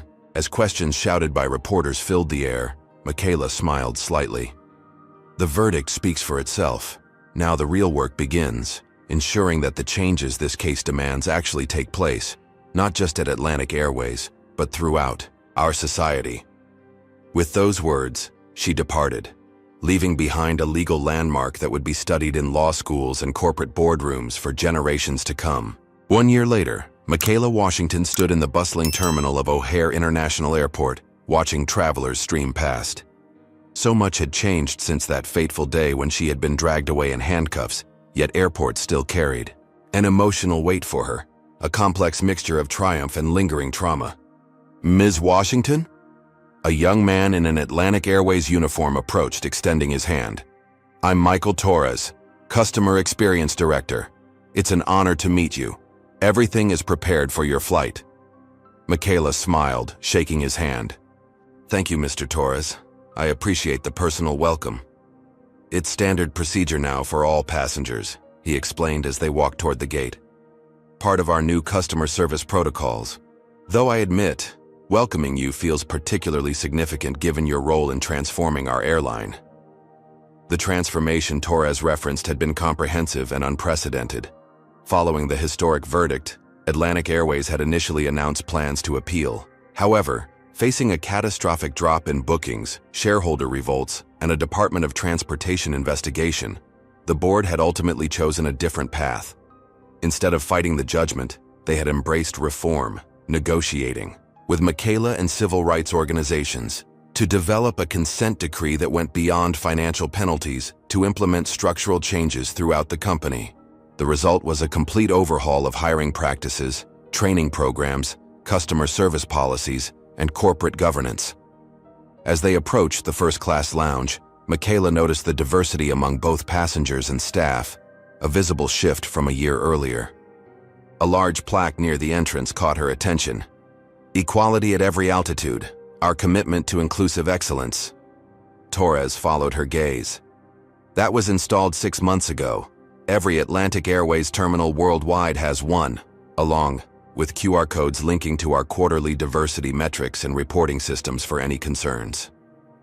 Inside the lounge, several travelers recognized Michaela, offering nods of respect or quiet words of gratitude. Her case had transcended legal circles to become a cultural touchstone, a modern David and Goliath story that had captured public imagination and inspired similar challenges to discriminatory practices across multiple industries. "Your flight begins boarding in 20 minutes, Torres informed her. "Can I get you anything while you wait?" "Just some water, thank you." As Torres departed, Michaela checked her phone. Several messages from Jackson updating her on their ongoing cases. The historic verdict had transformed Williams & Washington from a respected regional firm into one of the nation's premier civil rights practices, with discrimination cases referred to them from across the country. More significantly, the $500 million punitive award, reduced to $300 million on judicial review, but still the largest in discrimination history, had established a new benchmark for corporate accountability. The Atlantic Airways Standard, as legal scholars now called it, had prompted preemptive policy reviews at major corporations nationwide, with many implementing reforms rather than risking similar judgments. The settlement funds had been allocated, thoughtfully. After legal fees and taxes, Michaela had established the Justice at Every Level Foundation, dedicated to fighting discrimination in transportation and public accommodations. The foundation provided legal representation to victims without resources, funded research into discriminatory patterns, and developed training programs for companies committed to genuine change. A familiar face approached, Amara Jones now, dressed in the distinctive uniform of Atlantic Airways' senior cabin crew. "Ms. Washington, I heard you were flying with us today." She embraced Michaela warmly. "I'll be your lead flight attendant to Atlanta." "Amara, last I heard you were working in training development." "I still do, 3 days a week." but I requested to be on board for your flight. Seemed fitting, given where this journey began. Amara's career path reflected the broader changes at the airline. After the verdict, dozens of employees who had been terminated or marginalized for opposing discriminatory practices had been reinstated with back pay and opportunities for advancement. Amara had been promoted to help develop the company's new service approach, using her first-hand knowledge of previous problems to create better systems. "How is the new leadership working out?" Michaela asked as they walked toward the gate. "Night and day difference," Amara confirmed. "The new CEO, Patricia Reynolds, has zero tolerance for any hint of discrimination. The revised policies are clear, the reporting systems work, and, most importantly, people actually believe they'll be heard if they speak up." At the gate, Michaela's boarding pass was scanned without incident, a simple process that once would have seemed unremarkable, but now represented progress. As she walked down the jetway, memories of being forcibly removed flooded back, but she pushed forward, recognizing this flight as another step in her personal healing. On board, the first-class cabin reflected the airline's transformed approach. The passenger mix was diverse across all demographics, and the crew moved through the cabin with equal attentiveness to every traveler.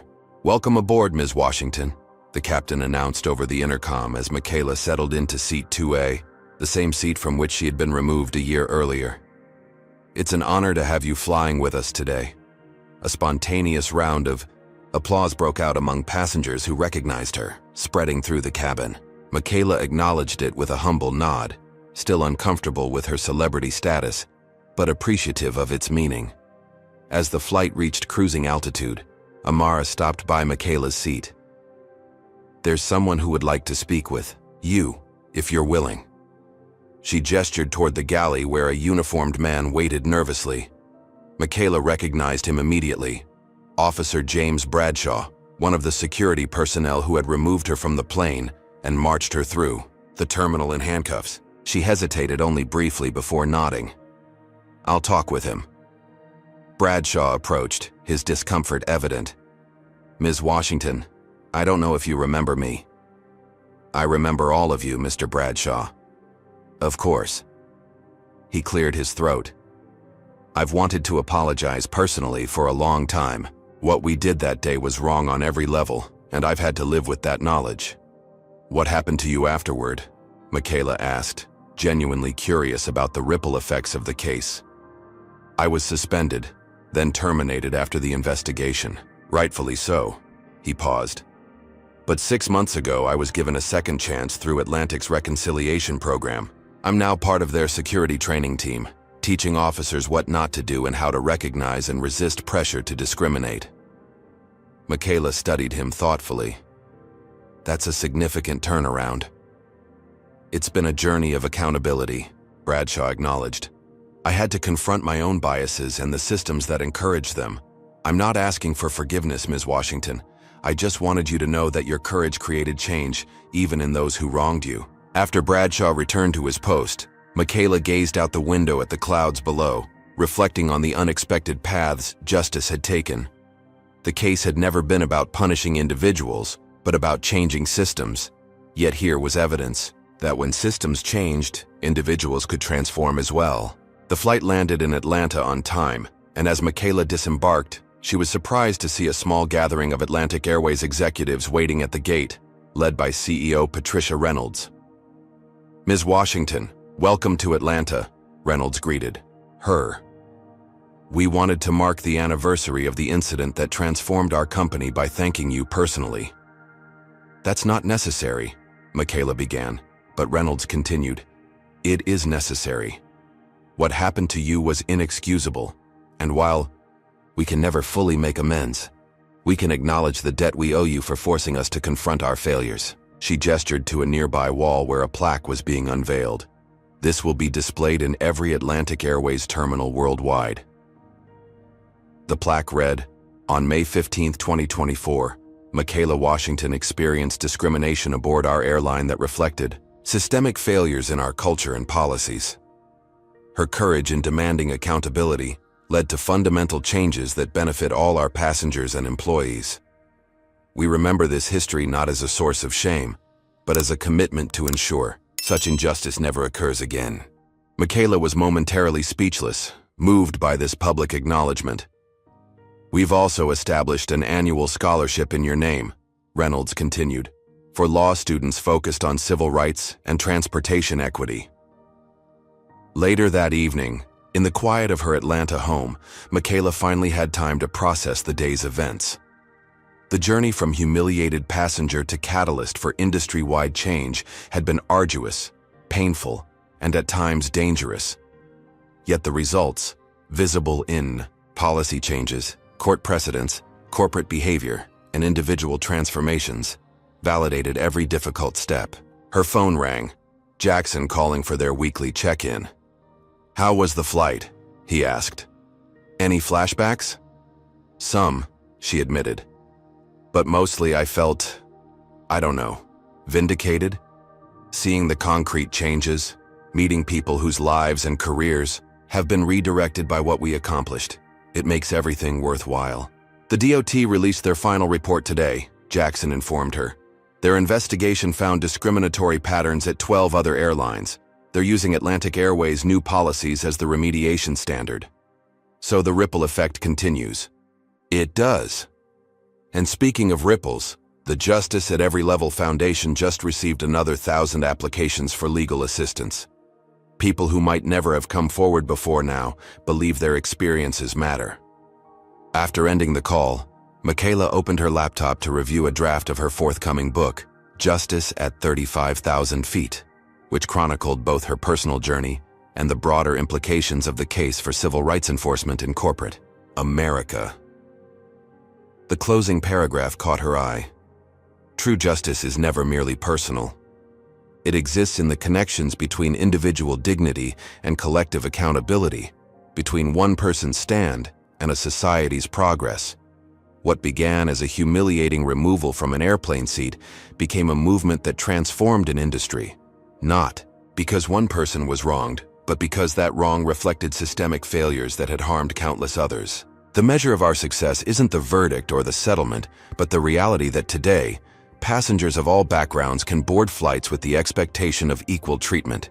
That expectation, once revolutionary, now increasingly routine, represents the real victory, not just justice for one, but justice at every level.